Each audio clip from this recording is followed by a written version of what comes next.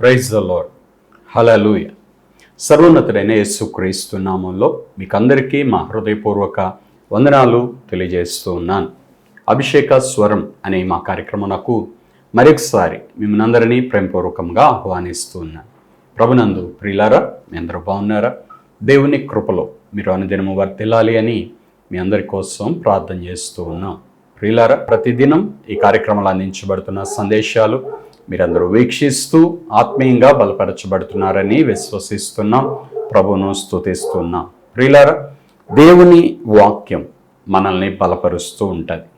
ప్రియులారా, యేసుక్రీస్తు ప్రభువారు మనతో నివసించే దేవుడు, మనకు తోడై ఉన్న దేవుడు. భయపడకము, నేను నీకు తోడై ఉన్నాను అని దేవుని యొక్క వాక్యంలో దేవుని యొక్క వాగ్దానం రాయబడి ఉంది. ఆయన మనల్ని ఎన్నడూ విడువడు, ఎన్నడూ ఎడబాయడు. చెయ్యి విడువని దేవుడు మన దేవుడు. ప్రియులారా, ఆయన మనకు తోడయుండి నడిపించే దేవుడు, మనల్ని బలపరిచే దేవుడు. ఈరోజు మట్టలాదివార సందర్భముగా ఈ దినం యెరూషలేము వీధులలో యేసుక్రీస్తు ప్రభువారు ఏ రీతిగా ఘనపరచబడ్డాడో కొన్ని విషయాలు వాక్యంలో నుండి మనం నేర్చుకుందాం.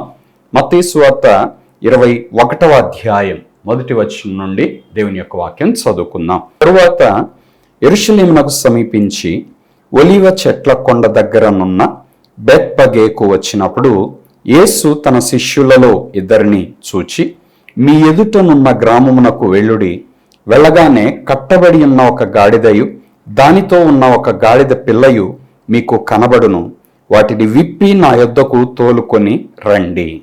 ప్రియులారా, యేసుక్రీస్తు ప్రభువారు తన ఆఖరి ప్రయాణములో యెరూషలేమునకు ఆయన వచ్చినప్పుడు అక్కడ జరుగుతున్న సంఘటన మనం చదువుకున్న వాక్య భాగం.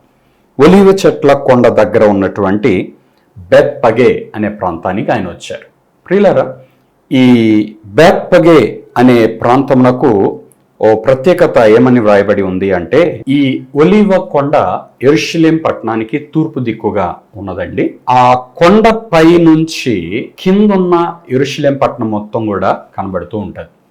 కాబట్టి ఇప్పుడు ఆ కొండ దగ్గర ఉన్న బెత్పగే అనే ఈ ప్రాంతానికి యేసు ప్రభువారు వచ్చినప్పుడు ఆయన అక్కడి నుంచి తన శిష్యుల్లో ఇద్దరిని పంపిస్తూ ఉన్నాడు. మీ ఎదుటనున్న గ్రామానికి వెళ్ళండి అని పంపిస్తున్నాడు.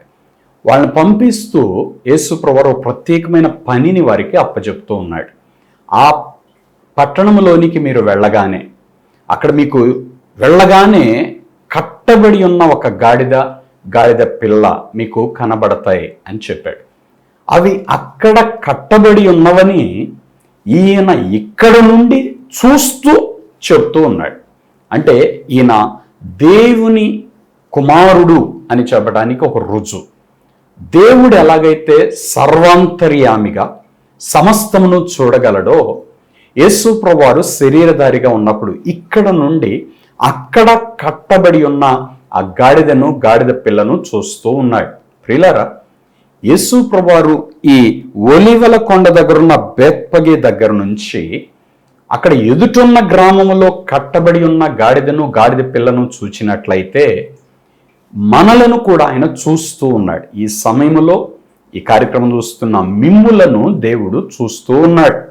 నువ్వు ఏ స్థితిలో కట్టబడ్డావో చూస్తున్నాడు, ఏ స్థితిలో బంధించబడ్డావో చూస్తున్నాడు, ఏ స్థితిలో నువ్వు విడుదల లేక సతమతమవుతూ నలిగిపోతూ ఉన్నావో ఆయన చూస్తూ ఉన్నటువంటి దేవుడు.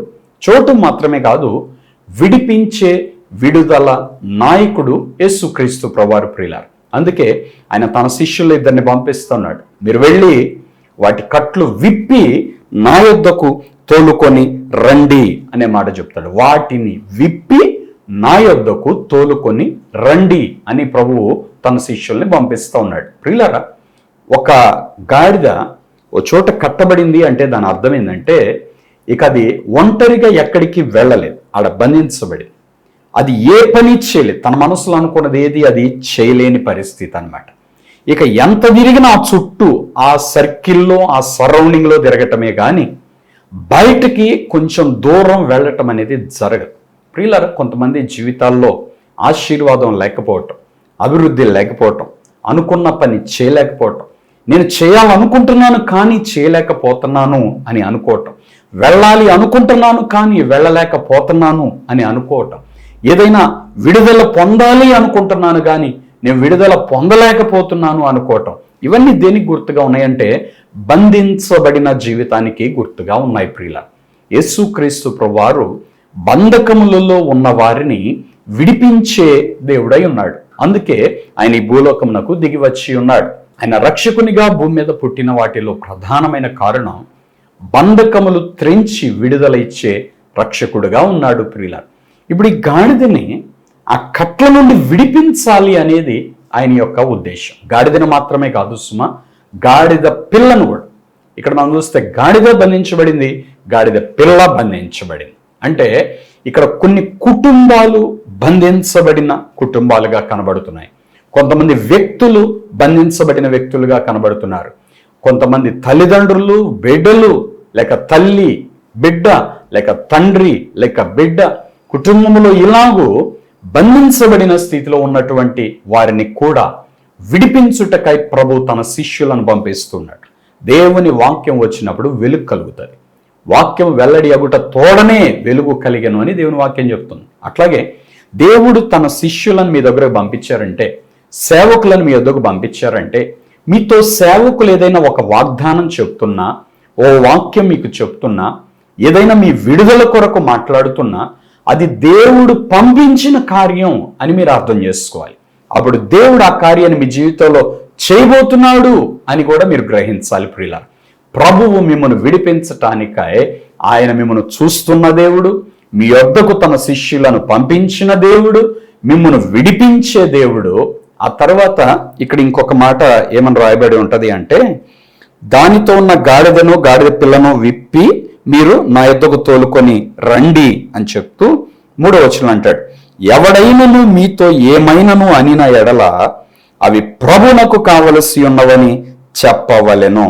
వెంటనే అతడు వాటిని తోలిపెట్టునని చెప్పి వారిని పంపెను. చూడండి, ఈ వ్యక్తి వెళ్ళి ఒకవేళ వాటిని విప్పుతా ఉంటే ఎవరైనా వచ్చి ఆటంకపరచినట్లయితే వీటిని విప్పడానికి వీల్లేదు, వీటిని తీసుకెళ్ళడానికి వీల్లేదు, ఇవి ఇక్కడ ఇలాగే బంధించబడి ఉండాలి అని ఎవరైనా వచ్చి అన్నట్లయితే వెంటనే మీరేం చెప్పాలో తెలుసా? ఇవి ప్రభువునకు కావలసి ఉన్నవి అని మీరు చెప్పవలెను అని ప్రభు తన శిష్యులతో చెప్పి వారిని పంపించారు ప్రియులారా. ఇక్కడ మనం గమనిస్తే వాటిని విప్పి నా యొద్దకు తోలుకొని రండి అని ప్రభు చెప్తాడు. శిష్యులు వెళ్ళి, ఇప్పుడు శిష్యులు చేయాల్సిన పని ఏంటి అంటే వాటిని విప్పి వాటిని ప్రభు యొద్దకు తోలుకొని రావాలి. ఇదంత అద్భుతం చూడండి. ఒక వ్యక్తి బంధించబడినప్పుడు ఆ బంధకం నుండి విడిపించబడిన తర్వాత విడిపించిన రక్షకుని యొద్దకు రావాలి. అప్పుడు మరి ఎన్నడూ బంధకములలో ఆ వారు బంధించబడరు. అలా కాకుండా బంధకముల నుండి విడుదల పొందిన తర్వాత రక్షకుని యొద్దకు రాకుండా లోకంలో మరి ఎక్కడికైనా వెళ్ళినట్లయితే మరొకసారి పట్టబడి బంధకములలో బంధించబడే ప్రమాదం ఉంది అన్నది వాస్తవం. అందుకే మనం దేవుని యొద్ద ఉండాలి, ఎక్కడ దేవునికి దూరం అవ్వకూడదు. రక్షకుడు మనల్ని రక్షిస్తాడు, రక్షకుడు మనల్ని విడుదల చేస్తాడు, రక్షకుడు మనల్ని విడిపిస్తాడు, విమోచిస్తాడు. పాపము నుండి విమోచిస్తాడు, నిత్య నరకము నుండి విమోచిస్తాడు, చీకటి శక్తుల బంధకాల నుండి విడిపిస్తాడు, రోగము నుండి విడిపిస్తాడు, సమస్యల నుండి విడిపిస్తాడు. ఏ స్థితిలో బంధించబడినా ఆ స్థితి నుండి విడిపించే గొప్ప రక్షకుడు మనకు తోడై ఉన్నటువంటి దేవుడు ప్రియులారా. ఈ కార్యక్రమం చూస్తున్న మీ జీవితంలో రక్షకుడుగా ఆయన ఉండాలని కోరుకుంటున్నాడు, విడిపించే విమోచకుడుగా ఆయన ఉండాలని కోరుకుంటున్నాడు. అందుకే ఆనాడు శిష్యులను పంపించాడు బంధించబడిన వాటిని విడిపించమని. ఈనాడు తన సేవకులుగా మాలాటి వారి ద్వారా దేవుడు తన వాక్యాన్ని మీ వద్దకు పంపిస్తున్నాడు. ఆయన తన వాక్కును పంపి వారిని బాగు చేసెను అని బైబిల్లో ఉంటుంది. అలాగే ఆయన తన మాట చేత స్వస్థత జరిగించెను అన్నట్లు. అట్లాగే ప్రియులారా, ఆయన అద్భుతం చేయటానికి, నీకు విడుదల ఇవ్వటానికి ఇప్పుడు ఈ వాక్యము ద్వారా దేవుడు నీ వద్దకు వస్తూ ఉన్నాడు. ఆత్మరూపిగా ఆయన నిన్ను దర్శిస్తున్నాడు, నిన్ను విడిపించాలని దేవుడు కోరుకుంటున్నాడు. విడిపించి నా యొద్దకు తీసుకుని రండి. ఎంత గొప్ప ప్రేమ అండి దేవుని ప్రేమ! ఆయన తన యొద్దకు మనల్ని చేర్చుకునే దేవుడు. ఆయన తన యొద్దకు మనల్ని పిలిచే దేవుడై ఉన్నాడు ప్రియులారా. తర్వాత ఈ విప్పుతా ఉంటే కట్టివేసినప్పుడు ఎవరు కట్టేశారు అని అడిగిన వాళ్ళు ఒక్కళ్ళు లేరండి. ఎందుకు కట్టేశారు అని అడిగిన వాళ్ళు కూడా ఒక్కళ్ళు లేరు. అవి బంధించబడితే అందరు చూస్తూ ఉన్నారు, చూసి వెళ్ళిపోయారు. ఎవరు దారిన వాళ్ళు వెళ్ళిపోయారు. ఎవరు విడిపించలేదు, ఎవరు విమోచించలేదు. ప్రియులారా, మానవ జీవితంలో కూడా మానవుని పాపముల నుండి ఎవరు విమోచించలేదు. మానవునికి పాప క్షమాపణను ఎవరూ దయచేయలేదు. అనేక మంది వచ్చారు ఈ మానవ జీవిత ప్రయాణములో, ఈ మార్గములో. ఎంతోమంది చూశారు, బంధించబడిన వారిని చూశారు, బాధింపబడుతున్న వారిని చూశారు, నలిగిపోతున్న వారిని చూశారు. వారి దారిన వారు వెళ్ళిపోయారు. వారి పనులు వారు చేసుకున్నారు, వారు వెళ్ళిపోయారు. వీరు మాత్రం అలాగే బంధించబడి ఉన్నారు, బంధకములలోనే ఉన్నారు. పాపముల నుండి విడిపించే ఆ రక్షకుడిగా యేసుక్రీస్తు ప్రభు వచ్చాడు ప్రియులారా. ఆయన వచ్చి అంటాడు, వీటి కట్లు విప్పండి అన్నాడు. ఈ గాడిద పిల్ల కట్టివేయబడినప్పుడు ఆ దారిని పోతున్న అనేక మంది చూశారు, కానీ ఎవ్వరు వీటి కట్లు విప్పండి అని చెప్పలేదు. వీటికి విడుదల కావాలి అని ఎవరు కోరుకోలేదు. కానీ యేసు ప్రభు కోరుకుంటున్నాడు. ఎందుకు అంటే అవి అలా బంధించబడి ఉండటం కాదు, విడుదల పొందితే వాటికి ఆనందం కలుగుతుంది. బంధించబడి ఉంటే ఆనందం అనేది, సంతోషం అనేది వాటి జీవితంలో ఉండదు. ఏ మానవుడైనా ప్రియులారా, ఏ వ్యసనముల చేత బంధించబడిన, ఏ బాధలో బంధించబడిన, ఏ పాపములో బంధించబడిన ఆ మానవునికి సమాధానము, సంతోషం ఉండదు. అందుకే ప్రభు ఏం చేస్తా అంటే వాటి నుండి విడిపించాలని కోరుకొని వారిని విడిపించే రక్షకుడుగా ప్రభు ఉన్నాడు. వారిని విడిపించే దేవుడుగా ఆయన ఉన్నాడు. అందుకే వారిని విడుదల చేయాలి అంటాడు, వారిని విడిపించండి అంటాడు. అందుకే తన శిష్యులను పంపించాడు. కొన్నిసార్లు తానే దిగి వచ్చాడు.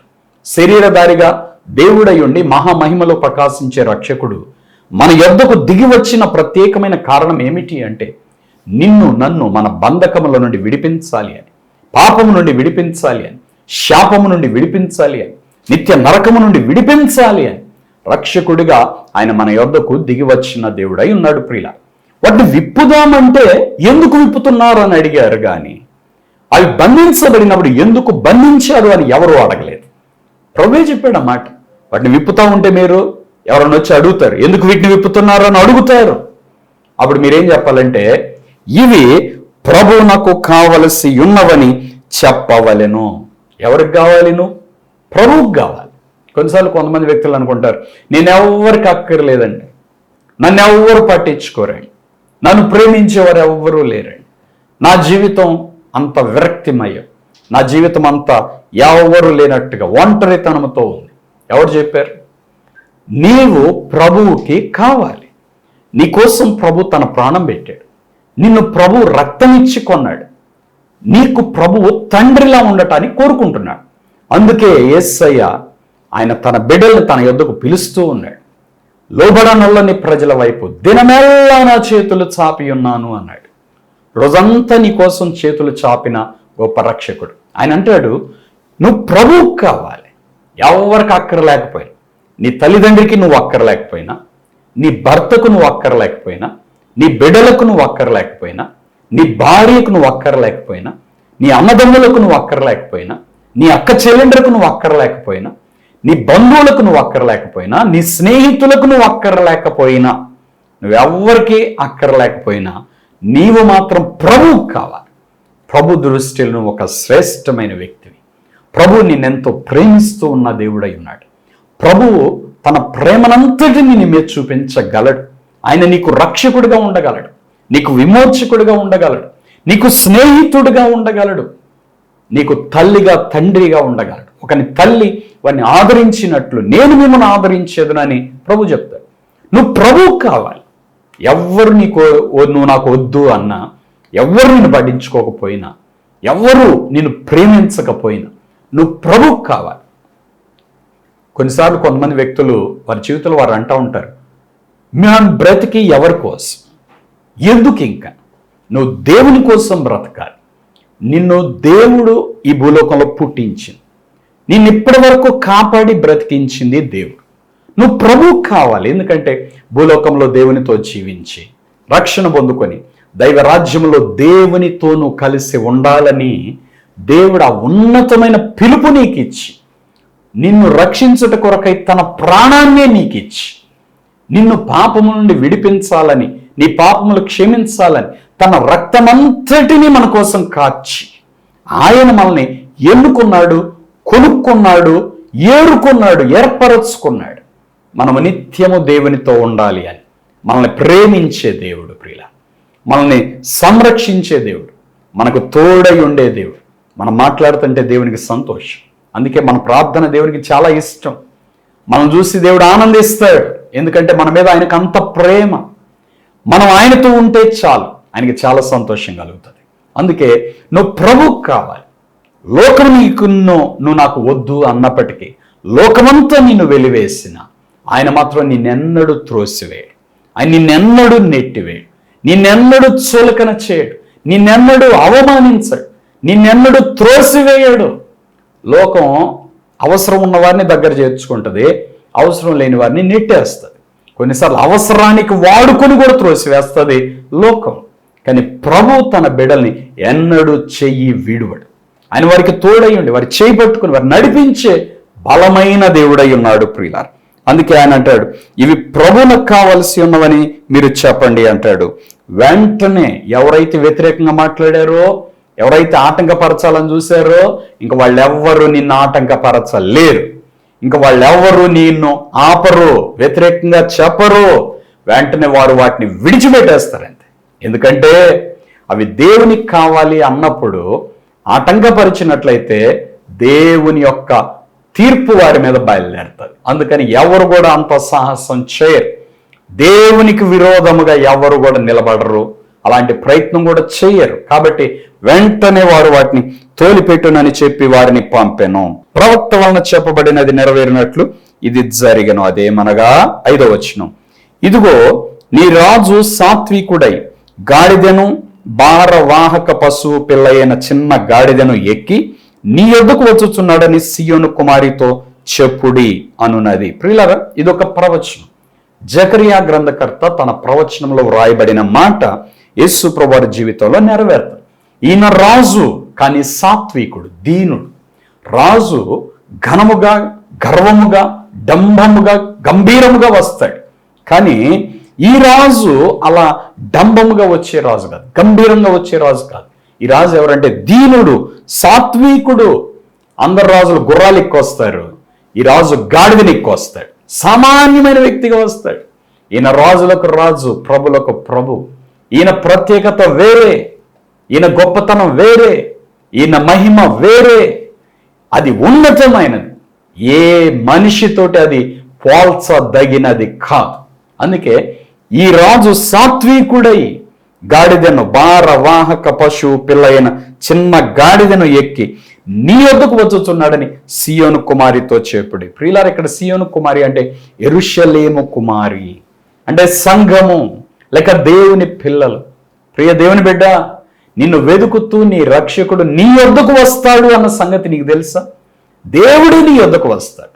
మనము దేవుని వద్దకు వెళ్ళవలసిన పని కాదు, కానీ దేవుడే మన వెతుకుతూ మన దగ్గరకు వస్తూ ఉంటాడు. మన కన్నీరు తుడిచే దేవుడు, మన ఆదరించే దేవుడు, మన బలపరిచే దేవుడు. ప్రియులారా, 6వ వచనం, శిష్యులు వెళ్ళి యేసు తమకు ఆజ్ఞాపించిన ప్రకారం చేసి ఆ గాడిదను దాని పిల్లను తోలుకొని వచ్చి. ప్రియులారా, ఏదైతే ప్రభు చెప్పాడో అక్షరాల తూచా తప్పకుండా అది జరిగిందంతే. శిష్యులు వెళ్ళారు, వెళ్ళగానే ఆ పట్టణంలో కట్టబడి ఉన్న గాడిద పిల్ల కనబడాయి. వాటిని విప్పబోయారు. ఎవరో ఒక వ్యక్తి, ఆ దారిని పోయే వ్యక్తి వచ్చి ఎందుకు విప్పుతున్నారు అన్నారు. ఇవి ప్రభువునకు కావాలి అన్నారు వీరు. వెంటనే ఆయన వాటిని విప్పి తోలి పంపించాడట. అవి తీసుకొని వీరు యేసు ప్రభు దగ్గరకు వచ్చినారు. దేవునికి స్తోత్రం.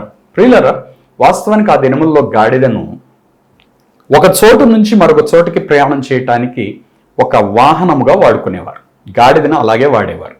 గాడిద జీవితం అంతా బరువులు మోస్తూ మనుష్యులను ఒక ప్రాంతం నుండి మరొక ప్రాంతానికి తీసుకొని వెళ్ళే ఆ ప్రయాణంలో అలాగే ఉండేది. అంతే, అది అలాగే ఉండేది దాని జీవితం అంతా. కానీ ఈ గాడిద జీవితం ప్రత్యేకమైన రీతిలో మార్చబడింది. కారణం, ఈ గాడిద యేసు ప్రభు దగ్గరకు వచ్చింది కాబట్టి దీనికి పరిస్థితులు మారినాయి, దీని చుట్టుప్రక్కల పరిస్థితులు మారినాయి, దీనికి ఘనత వచ్చింది. ఎన్నో కార్యాలు ఇక్కడ ఈ గాడిదకి జరుగుతూ ఉన్నాయి ప్రియులారా.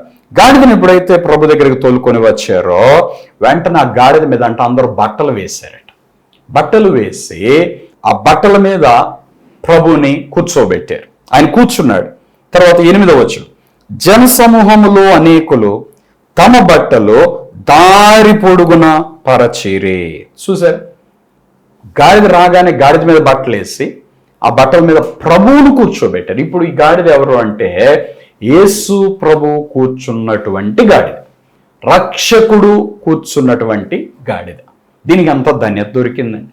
మానవ జీవితంలో ప్రియులారా, యేసు ప్రభు లేనంత వరకే మన జీవితం ఒక రకంగా ఉంటుంది.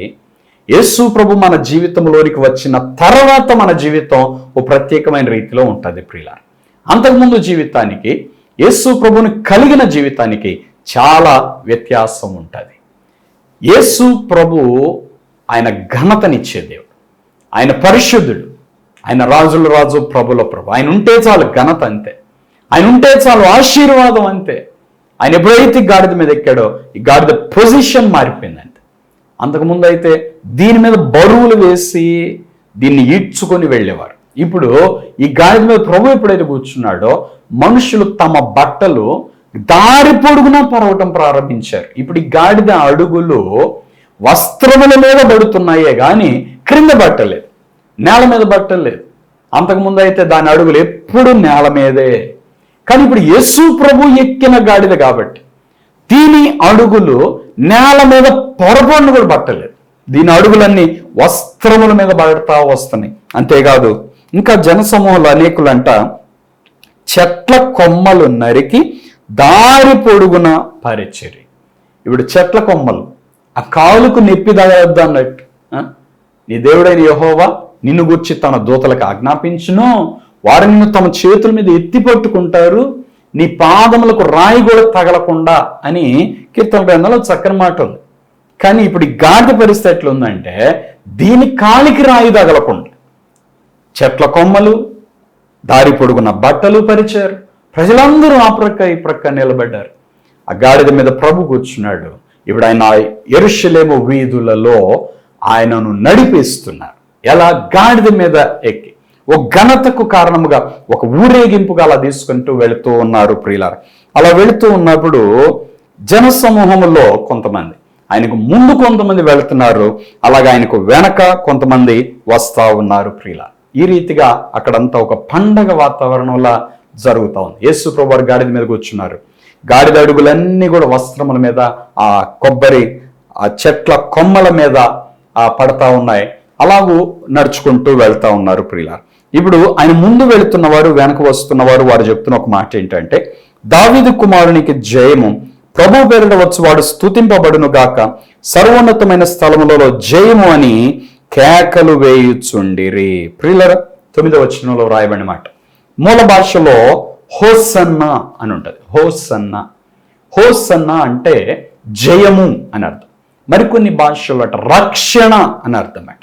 అంటే దావీదు కుమారునికి జయము అని వారు పాడుతూ ఉన్నారు. అంటే దావీదు కుమారుని ద్వారా మనకు రక్షణ కలగబోతుంది అన్నట్లుగా వారు కేకలు వేశారు. హోసన్నా, హోసన్నా అని ఆ ముందు వెళుతున్నవారు, వెనక వస్తున్నవారు కేకలు వేస్తున్నారు.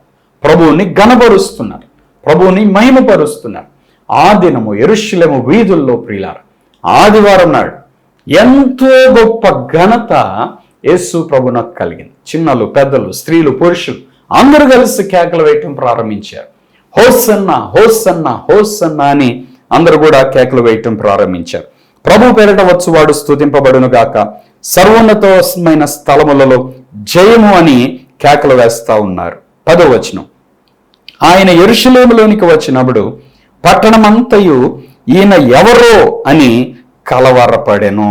ప్రియులారా, చూశారు ఆ గొప్ప కోలాహలం, ఆ సందడి, ఆ వాతావరణం చూసి అందరూ ఆశ్చర్యపోయి ఎవరు వచ్చారు, ఏమిటి కేకలు, హోసన్నా కేకలేంటి, ఎవరు వచ్చారు, ఏమైంది అని అందరూ కూడా ఆశ్చర్యపోతూ ఉన్నారు. ప్రియులారా, యెరూషలేము పట్టణం మొత్తం 2 సార్లు కలవరపడింది. ఒకటి, జ్ఞానులు వచ్చి యూదుల రాజుగా పుట్టిన వాడు ఎక్కడున్నాడు, తూర్పు దిక్కున మేము ఆయన నక్షత్రం చూసి ఆయన పూజించడానికి వచ్చాం అన్నప్పుడు యేసు ప్రభు పుట్టిన సందర్భంలో ఆ సందర్భంలో యెరూషలేము వారందరూ కలవరపడ్డారు.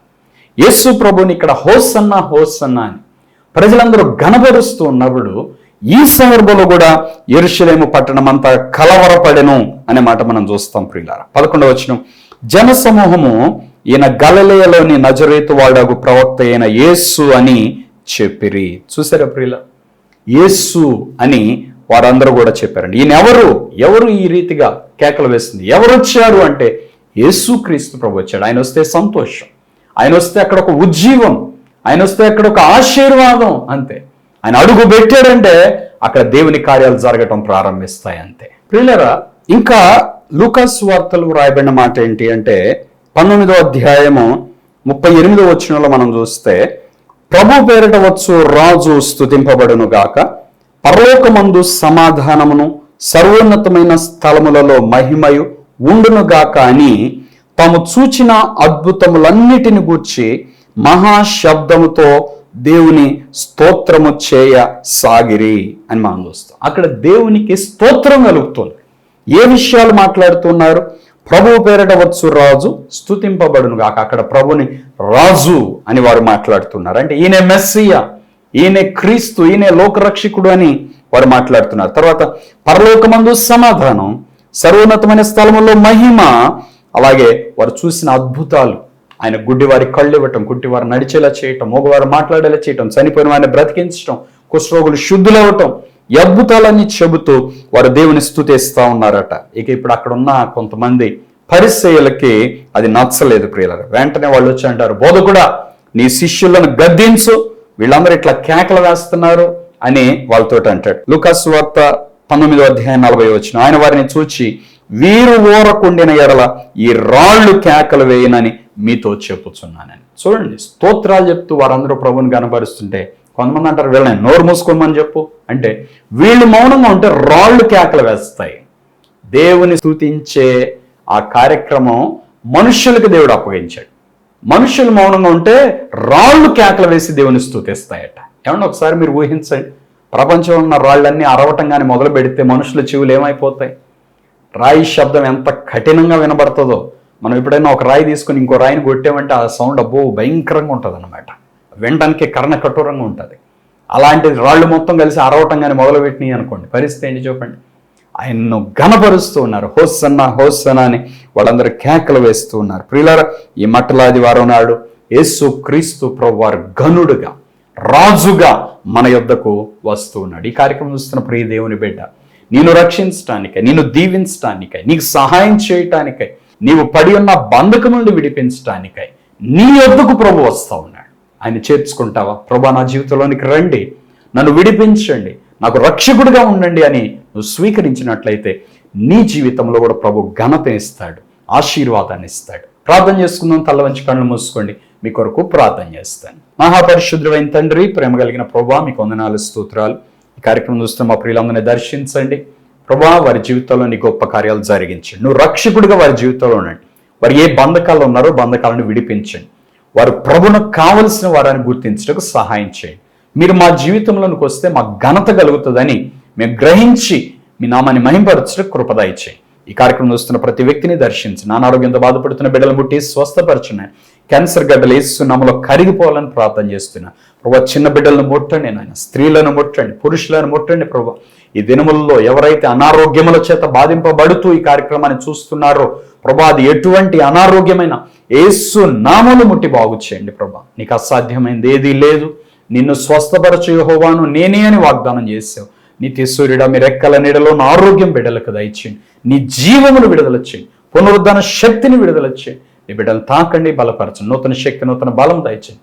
ఫైనాన్షియల్గా బిడ్డలకున్న ప్రతి సమస్యలు తొలగించండి, నీ ఆశీర్వాదమును దయచేయండి, నీ కృపను కనికరాన్ని దయచేయండి. మరి ముఖ్యంగా ఈ మట్టలాది వారపు యొక్క ఆశీర్వాదం బిడ్డలకు దయచేయండి. నిన్ను గణపరచడం ద్వారా ఏ రీతిగా దీవించబడతారో అలాగూ బిడ్డలు దీవించబడటకు సహాయం చేయండి. నేటి దిన ఆశీర్వాదములు బిడ్డలకు దయచేయండి. తోడు నడిపించి దీవించుమని యేసు నామంలో ప్రార్థిస్తున్నాము తండ్రి, ఆమేన్. ప్రియులారా, హోసన్నా అని కేకలు వేయండి, ప్రభువును స్తుతించండి. ప్రభు మీకు తోడుగా ఉండి దీవిస్తాడు. మీ జీవితంలో ఆయన రాజుగా ఉంటాడు, మిమ్మల్ని నడిపిస్తాడు.